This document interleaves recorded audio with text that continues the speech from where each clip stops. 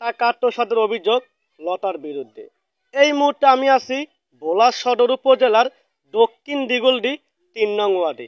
আপনারা দেখতে পাচ্ছেন যে আমি যে স্থানে আছি এবং যে এখানে দাঁড়িয়ে আছি, এখানে কিন্তু লতা নামের একটি মহিলার যে কিনা আমি যে ওয়ার্ডে আছি, এখানে কিন্তু উনি এই জায়গারই একজনের স্ত্রী। উনি কিন্তু বিভিন্ন লোকের কাছ থেকে বিভিন্ন কৌশলে টাকা হাতিয়ে নেওয়ার অভিযোগ রয়েছেন। তো দর্শক, আপনারা দেখতে পাচ্ছেন যে আমার পিছে যে মহিলাটি রয়েছেন উনি কিন্তু লতার শাশুড়ি রয়েছেন, কিন্তু ওনার সাথে আমরা কথা বলে যে যেমনটা জানছি, কিন্তু ওনারও কিন্তু এই যে ভিতরে কোনো হাত বা ক্ষোভ নেই, কিন্তু উনি আমাদের কাছে দুঃখ প্রকাশ করেছেন যে আরেকটি বিষয় আপনাকে আমি জানিয়ে রাখার চেষ্টা করি।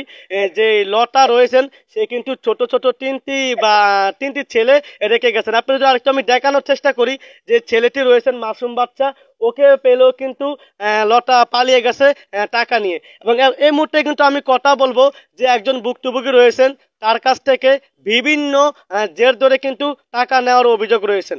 যে আপনার নাম কি? আমার নাম বাবুল।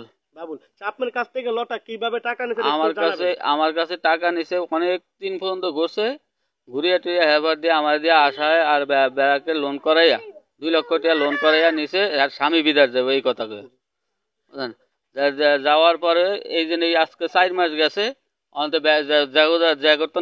টাকাটা আনছি এরাই আমার চাপ দিতে আছে। এই বিষয়ে কি আপনার স্থানীয় যে চেয়ারম্যান মহোদয় এবং মেম্বার আছেন তাদেরকে আমি মেম্বারের জানাইছি, চেয়ারম্যানের জানাই নাই। মেম্বার কি বলেছে? মেম্বার বলছে তো ওই এই ঘরে মাল সামান আছে, আমি নেওয়ার কথা কইছি, মেম্বার কইছে না এটি নেওয়া যাবে না, তো এটা পরে চিন্তা ভাবনা করুন।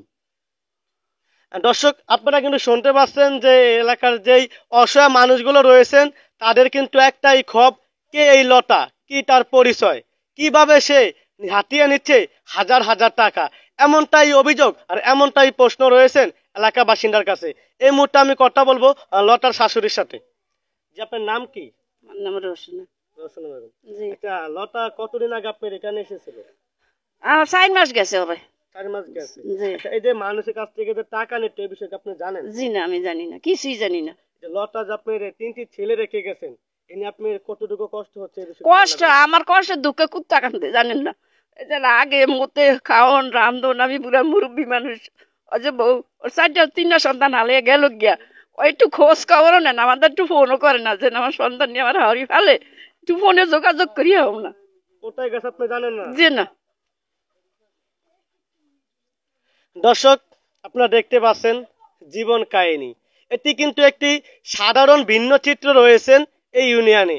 এমনটাই কিন্তু হওয়ার কথা ছিল না। একজন মা কিভাবে পারে সন্তান ছেড়ে চলে যেতে, এমনটাই ভিন্ন চিত্র এই ওয়ার্ডে রয়েছে। বাকি তথ্য তুলে ধরবো আমরা আগামী পর্ব। সেই সঙ্গেই আমাদের সাথেই থাকুন। খুদা হাফেজ।